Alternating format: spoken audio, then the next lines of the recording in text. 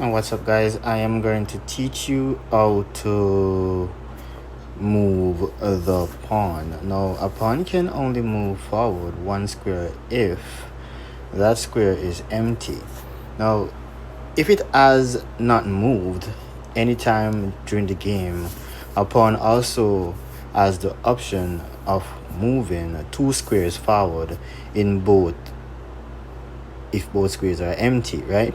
So what we gonna do is we're gonna tap on the pawn where the square is. That's how you're gonna move it on this game. But normally in real life, you will just take the pawn and you will move it. So by tapping on the pawn, you have the option to either move it one spaces or two spaces, because this would be the first time the pawn is going to move during the game, right? So we can either move it.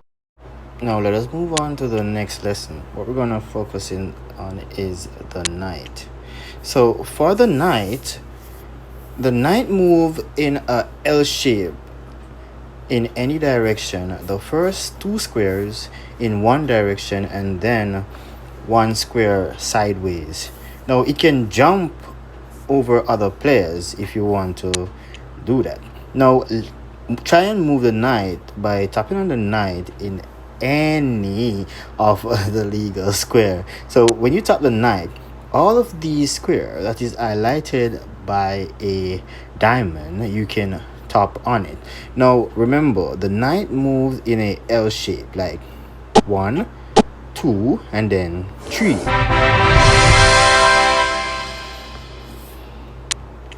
So let us see how the bishop moves now. So the bishop moves any number of empty squares diagonally. It cannot jump over other pieces. So unlike the knight, the bishop cannot jump over other pieces. So let us tap on the bishop to see how the bishop move. So the bishop moved diagonally. So all these square which have the diamond or the small square box, if you look at it on any angle that you're looking at, you can move the bishop, whether it be through this diagonal or through the left diagonal. So you can move one step, you can. So let us go to the next lesson. We are going to see how the rook moves. The rook moves any number of empty squares, horizontal or vertically. So whether it be horizontally or vertically, that's how the rook move. However, it cannot jump over other pieces. So let us see how the rook moves by tapping on the rook, and all these square that is highlighted is the legal move that the rook can make. Now the rook cannot go diagonal, only horizontally and vertically. That's how the rook moves. So either you want to move one space or you want to move straight. That's how the rook moves. Now let us see how the queen of the board move. The queen is the most powerful piece. It moves any number of empty squares, horizontally, vertically, or diagonally, combining the moves of the rook and the bishop. It cannot jump over other pieces. Now let us see how the queen move by tapping on the queen, and those are all the legal moves that are highlighted by the diamond. I call it the diamond in all the squares. Now all those highlighted squares are the legal move that the queen can make on the board in a chess game. So you can either go all the way down, all the way back, all the way to the side, all the way to the corner, all the way up here. Now guys, let us show you how to move the king off the board. Now the king moves one empty square in any direction unless the move would place the king in check. Also, the king cannot jump over other pieces.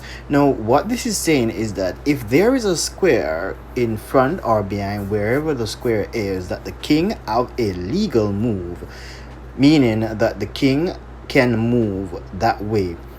If the square is where another piece is, and if the king should go in that square, it would be a check.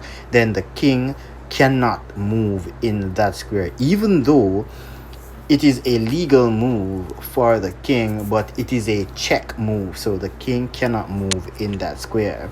Now it is also important to remember that the player cannot make any moves involving any other piece that place their own king in check. So what this is saying is that if you should have a piece in front of the king and a attack piece that facing all two of your pieces, now if you were to move that piece leaving the open space for your king to be attacked, that piece cannot move, because that piece, if you move it, it's gonna place the king in a check position. Let us see how the king moved by tapping at the king. So the king moved in any of those single box that combine all those 9 squares to be a big square, and that's how the king moved. Now let us move on to our next lesson. What we're gonna learn is capturing. So the concept of capturing. Now capturing an opponent's piece is the main goal in chess. When a move you make land on a square where the opponent's piece is standing, that piece is captured by you. So let us see what I am saying.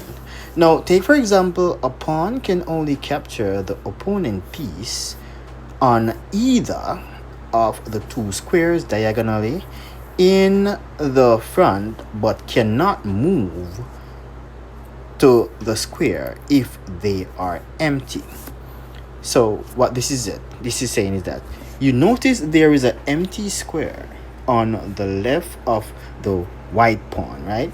However, the black queen is to the right diagonal square, so the pawn cannot move to the left diagonal square. However, it can move to the right diagonal square by capturing the queen.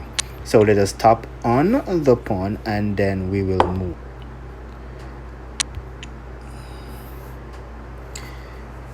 So notation: each square in class is uniquely identified by a set of coordinates A through to H for the files horizontal, followed by 1 to 8 for the rank vertical. Now horizontal is called files and vertical is called the rank. Now for the queen currently on e3, let's move it to c5. Try to find c5 using the letter on the border. Now c5, as you can see here, right here is c and 5 would be awesome, guys, awesome. Let's go to the next lesson. Now let us see what a check is. The king is in check. Move it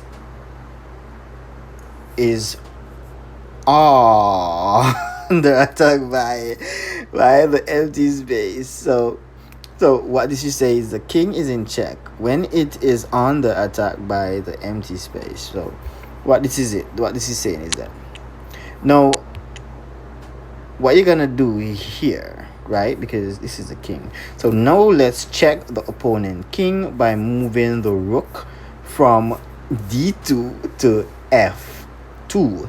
Now what you're gonna find is f, and you see f is here and f2. Now let us go to the next lesson, guys.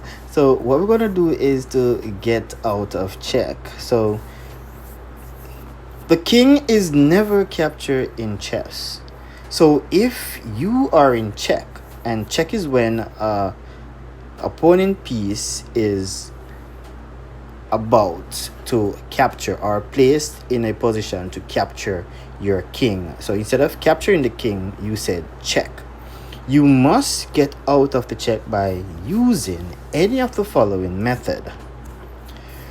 So getting out of this check, now you move the king out of check. capture the checking piece or block the check using another piece that which is one of your piece by blocking the king, protecting the king, unless that piece is blocking another check.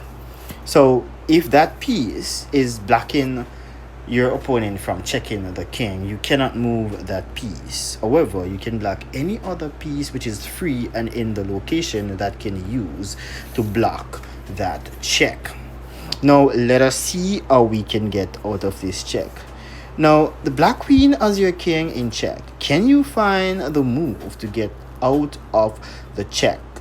Go to a safe place. Now if you want to go to a safe place from here, what you got to do is to move the king to right here. Now let us move to another lesson. So we're gonna see how to checkmate. Checkmate. You win the game when your opponent is in check and cannot escape. It is called a checkmate. Now on the board, as you can see, we have from the white, we have a rook, we have the king, we have a pawn, we have a queen. And from the black, we have the king, 2 pawns, and a knight. So the black king is hiding safely behind the pawns. Let's checkmate while also capturing the opponent knight by moving the queen from d6 to f8. Now d6 to f8 is right here.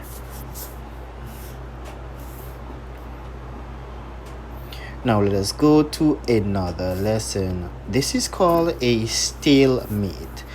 If the current player is not in check but has no legal move, it results in a stalemate.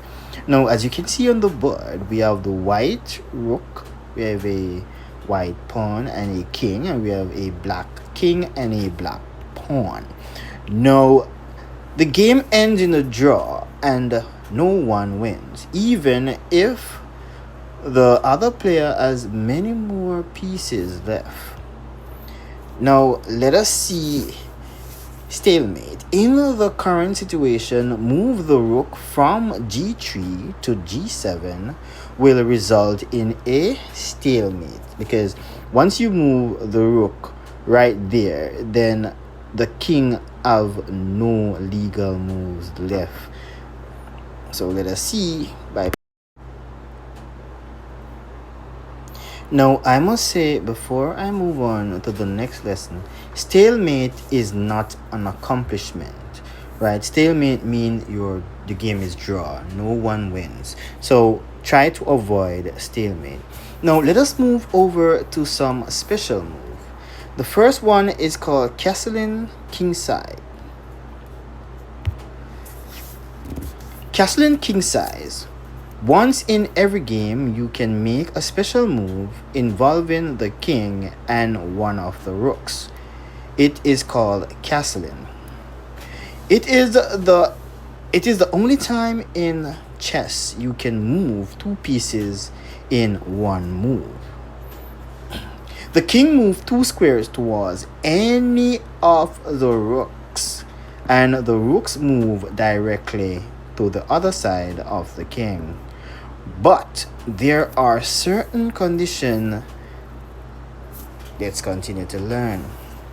The king and the rook involved in castling must not have previously moved, and there are no pieces in the way.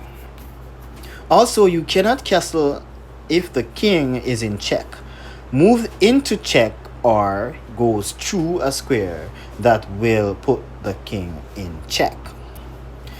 Castling on the right side is called the king size castle. Let's move the king near the rook to perform castling. Castling moves are indicated with a blue mark.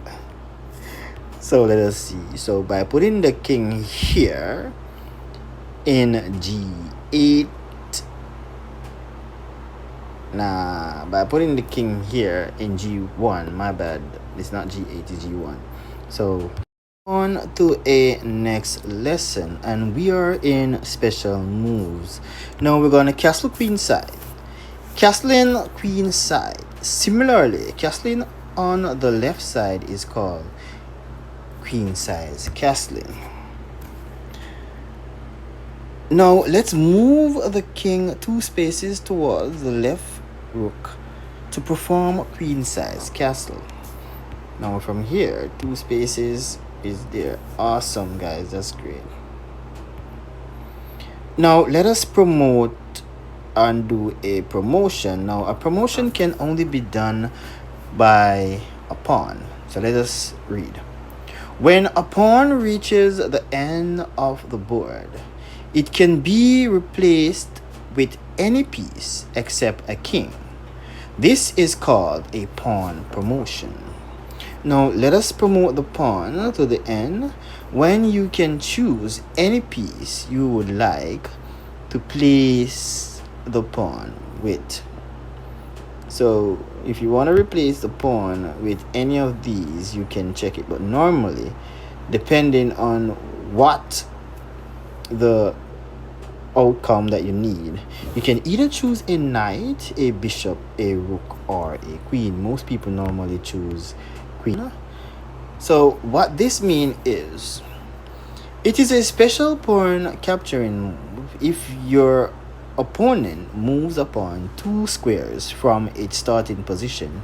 You can capture it when one of your pawn as if it has moved just 1 square. So basically what it is saying is that if you never move that pawn before, your opponent never moved that pawn before, once the game is on its way, and if that first move that the opponent make is 2 square towards your pawn, then you can capture it. Now the ampersand, now this move is possible on the very next move. Now the opponent's pawn is threatening your queen on e4. So let's move the ampersand move by moving your pawn diagonally c5 to d6.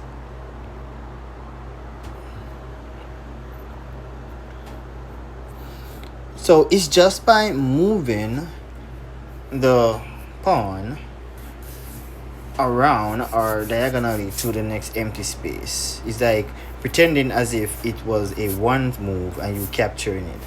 That's what it is saying. So guys, that's all the lesson that there is. I hope that these videos help and show you the basic concept of how to play the game of chess. And as you may know,